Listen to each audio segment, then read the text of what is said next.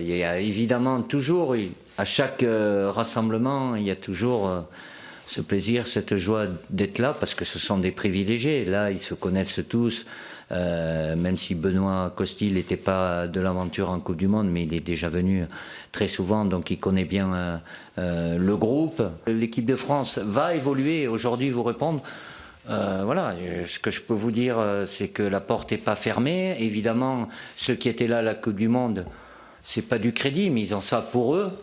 D'avoir été là et d'avoir vécu et sportivement et humainement très longtemps ensemble, à eux de maintenir leur niveau de performance, mais évidemment comme ça se passe à chaque fois, plus ils seront nombreux, le noyau dur qu'on appelle, ben, si j'estime qu'ils le méritent, tant mieux, mais ça n'empêche pas que il y en a d'autres qui peuvent arriver ou qui sont déjà venus, qui n'ont pas été pris pour cette Coupe du Monde. Voilà, aujourd'hui, c'est une bonne cinquantaine de joueurs que l'on supervise régulièrement avec le staff. Donc, même s'ils ont connu une Coupe du Monde difficile, comme je l'ai dit, l'Allemagne était un des favoris à cette Coupe du Monde. Ça s'est mal passé, mais la valeur, elle est là. Il y a quelques joueurs nouveaux, mais un noyau dur est toujours là. Je crois qu'il y a 6 ou 7 joueurs qui n'étaient pas présents dans les 23. Donc voilà, c'est pas simple. Il y a pas la motivation, elle doit être là. Le stade sera plein. C'est l'équipe d'Allemagne.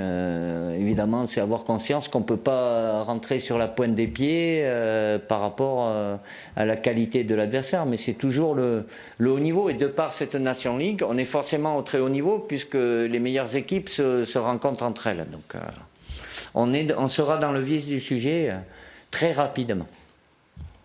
Toujours, même quand c'est pas parce qu'on a gagné ce titre qu'il n'y a pas une marge de progression. Elle est toujours possible. Elle a existé puisqu'on me posait régulièrement la question. Et je pense qu'il y a eu pas mal de débats qui ont été très animés entre la progression de l'équipe de France, entre la finale de l'Euro et notre phase de qualification. Comme je vous l'avais dit plusieurs fois, le révélateur, c'est la compétition. Donc depuis le quart de finale au Brésil en 2014, on a fait une finale de l'Euro. Derrière la finale de l'Euro, on est champion du monde. Après, on peut rentrer plus dans les détails, mais il y a quand même une évolution qui est plutôt positive. Ça passe après, pour rentrer un peu plus dans l'aspect spécifique, dans le jeu. Évidemment qu'on a on peut toujours et on peut améliorer certains secteurs, mais bon, c'est ponctuel, ça peut être sur un match, comme ça a été le cas historiquement. Oui, le chantier, c'est la défense. Et puis, un match après, le chantier, c'est plus le milieu, l'attaque. Non, il n'y a pas de chantier, mais il y a une évolution et une progression qui est toujours possible par rapport à ce que l'on a réalisé jusqu'à maintenant. C'est plus simple. Je ne sais pas si c'est plus simple, c'est très agréable. Plus il y a des décorations, il y en aura cet après-midi aussi. Il y a un côté un peu beaucoup festif, mais c'est très agréable. L'été a été très agréable et la rentrée est très agréable. Et faisons en sorte que jeudi et dimanche, ça soit aussi agréable, bien évidemment.